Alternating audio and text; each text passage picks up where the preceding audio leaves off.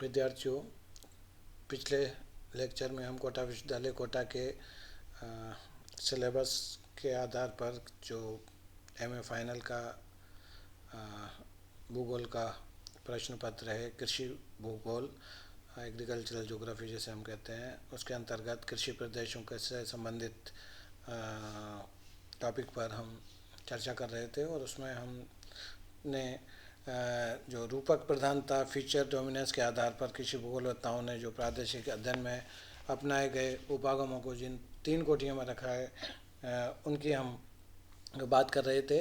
तो इन 3 कोटियों में जो रखा है उपागमों को, उसमें पहला है एक रूपता प्रदेश उपागम या सिंगल फीचर रीजन अप्रोच।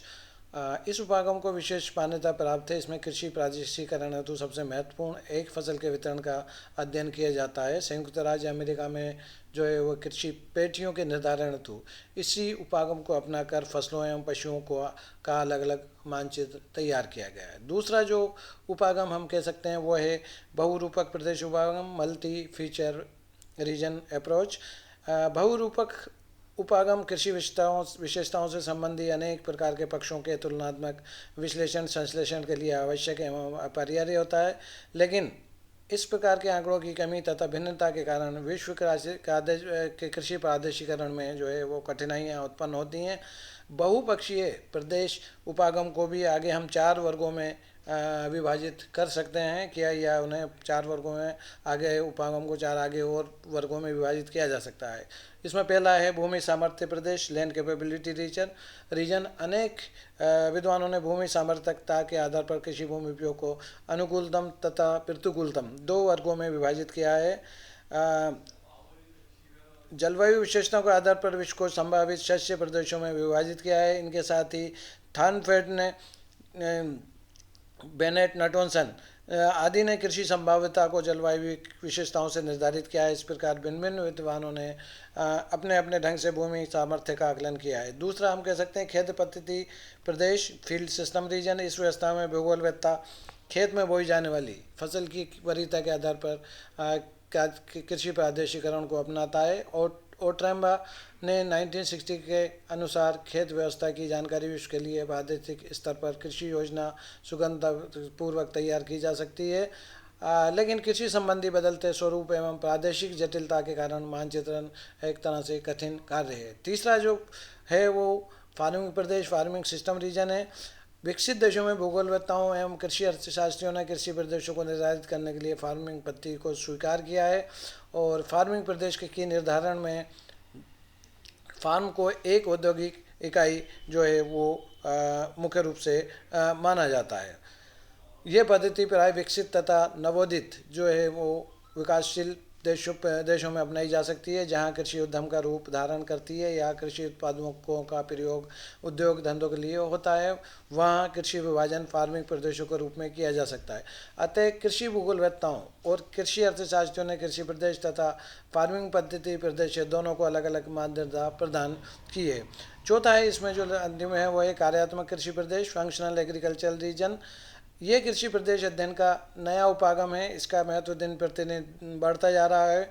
हाल के वर्षों में क्षेत्रीय स्तर पर कृषि के आर्थिक कार्यात्मक संबंधी अध्ययन को विशेष वरीयता प्रदान की जा रही है। क्षेत्रीय स्तर पर कृषि के कार्यात्मक संबंधों को इस रूप में भी स्पष्ट किया जा सकता है कि क्षेत्रीय स्तर पर कृषि उत्पादों की खपत, संतुलन की मात्रा आदि। दूसरा कह सकते हैं हम कृषि उत्पादों में आयात निर्यात का संबंध। तीसरा प्रति व्यक्ति कृषि उत्पादों के आयात निर्यात की मात्रा। चौथा कृषक जनसंख्या का प्रतिशत। पांचवा कृषि उत्पादन पद्धति। और छठा कृषि विकास में आर्थिक कारकों जैसे पूंजी बाजार, परिवहन आदि का मूल्यांकन। इन अध्ययन कृषि उपागमों के अध्ययन कृषि उद्देश्यों के निर्धारण में आवश्यक है।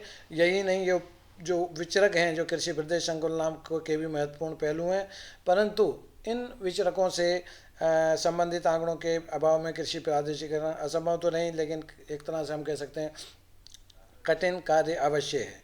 तीसरा जो है वो उपागम वो है समग्र कृषि प्रदेश उपागम, टोटल एग्रीकल्चरल रीजन अप्रोच। समग्र कृषि प्रदेश उपागम अथवा टोटल एग्रीकल्चरल रीजन अप्रोच कृषि प्रादेशिकरण के संपूर्ण उपागमों में मुख्यतः 3 वर्गों में रखा जा सकता है। भौतिक उपागम, जिसको पहला कह सकते हैं हम फिजिकल अप्रोच, दूसरा आर्थिक उपागम या इकोनॉमिक अप्रोच, और तीसरा सांस्कृतिक उपागम या कल्चरल अप्रोच। जहाँ तक बात हम करें पहले उपागम की, भौतिक उपागम फिजिकल अप्रोच की, तो कृषि को प्रभावित एवं नियंत्रित करने वाले कारकों में प्राकृतिक वातावरण का सर्वव्यापी योगदान रहता है। अतः कुछ भूगोलवेत्ताओं ने कृषि प्रादेशिकरण या परिसीमन हेतु भौतिक तत्वों अर्थात जलवायु, मृदा आदि को आधार माना है। इन उपागमों का प्रयोग हंटिंगटन, जॉनसन, बेकर, जोन्स, वॉल्केनबर्ग तथा टेलर आदि ने विश्व कृषि प्रादेशिकरण हेतु किया है। हंटिंगटन ने प्राकृतिक वातावरण के प्रमुख आधार जलवायु पर विश्व को 4 परिमंडलों में बांटा है। जैसे प्रथम परिमंडल में वे भाग सम्मिलित हैं जो कृषि के लिए सर्वथा अनुपयुक्त हैं, जैसे हिमाच्छादित प्रदेश, टुंड्रा और उच्च पर्वतीय प्रदेश हो सकते हैं, मरुस्थलीय प्रदेश हो सकते हैं आदि। द्वितीय कोटि में कृषि के लिए योग्य होते हुए अयोग्य क्षेत्रों को सम्मिलित किया है, जैसे टेगा प्रदेश, सदाबहार वन वनस्पतियों से आच्छादित होने के कारण कृषि के लिए ये उपलब्ध नहीं है। तृतीय परिमंडल में अनिश्चित कृषि क्षेत्रों को सम्मिलित किया जाता है। इसके अंतर्गत अर्ध शुष्क, निम्न अक्षांशीय प्रदेश, अर्ध शुष्क प्रदेश सम्मिलित हैं। चतुर्थ परिमंडल में कृषि योग्य क्षेत्र अर्थात पश्चिमी यूरोपीय, मध्य अक्षांशीय, पूर्व तटीय जलवायु, भूमध्य सागरीय जलवायु आदि प्रदेशों को सम्मिलित किया जाता है। जोनासन ने विश्व को जीवन प्रदेश, लाइफ जोन, अनुकूल प्राकृतिक दशाओं एवं मृत्यु प्रदेश, प्रतिकूल प्राकृतिक दशाओं के आधार पर 5 वृहत कृषि प्रदेशों में विभाजित किया है, जैसे उष्ण कटिबंधीय जीवन प्रदेश, उष्ण या उपोष्ण मृत्यु या प्रदेश या मरुस्थल प्रदेश, तीसरा उपोष्ण कटिबंधीय जीवन प्रदेश या भूमध्य सागरीय प्रदेश, चौथा शीतोष्ण कटिबंधीय जीवन प्रदेश और पांचवा ध्रुवीय प्रदेश या टुंड्रा।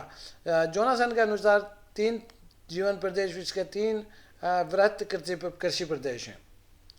उष्ण कटिबंधीय अथवा विषुवत-रेखीय फसलों का प्रदेश, उपोष्ण, दूसरा हम कह सकते हैं उपोष्ण कटिबंधीय अथवा भूमध्य सागरीय फलों के उत्पादन वाला प्रदेश, तीसरा हम कह सकते हैं हम शीतोष्ण कटिबंधीय या छोटे दाने वाली फसलों का प्रदेश।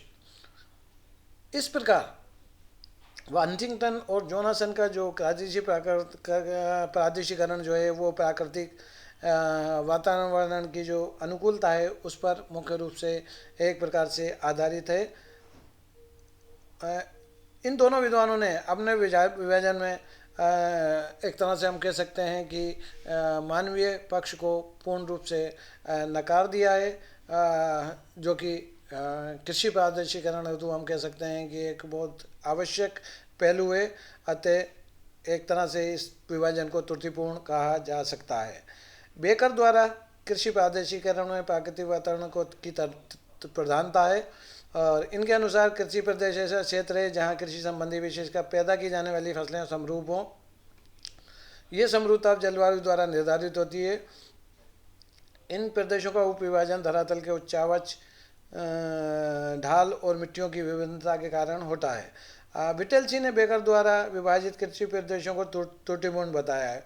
उन्होंने बेकर द्वारा अपनाई गई प्रविधि को तदर्थ विधि की संज्ञा प्रदान की है। साथ ही उन्होंने बताया कि इनकी प्रविधि का प्रयोग विश्व के किसी अन्य भूभाग के तुलनात्मक अध्ययन के लिए समीचीन नहीं है। बुचानन ने बेकर द्वारा प्रतिपादित कृषि प्रदेश की आलोचना में बताया कि इनके द्वारा कृषि प्रदेश विभाजन प्रविधि में मौलिक कमियां हैं जिससे वे तार्किक एवं वैज्ञानिक दृष्टि से खरी सिद्ध नहीं हो पाती हैं। इन कमियों की आलोचना इस प्रकार भी की जा सकती है कि हर एक फसल की अपनी एक सीमा है जिसके बाहर उस फसल का उत्पादन नहीं होता है।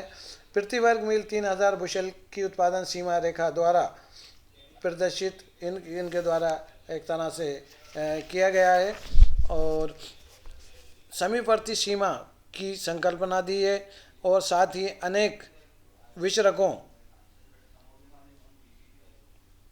आर्थिक, भौतिक, सामाजिक में स्थापित संबंध की विचारधारा भी बहुत ही भ्रामक जो है वो प्रतीत होती है। इस प्रकार इन दोषों के बावजूद बेकर महोदय का नाम अमेरिकी कृषि भूगोलवेत्ताओं में बहुत ही सम्मान के साथ लिया जाता है क्योंकि इनके पूर्व क्षेत्रीय इकाई तथा सांख्यिकी आंकड़ों पर आधारित जितने भी अध्ययन हुए थे उनमें बेकर का अध्ययन अवश्य ही एक तरह से महत्वपूर्ण था। दूसरा है आर्थिक उपागम।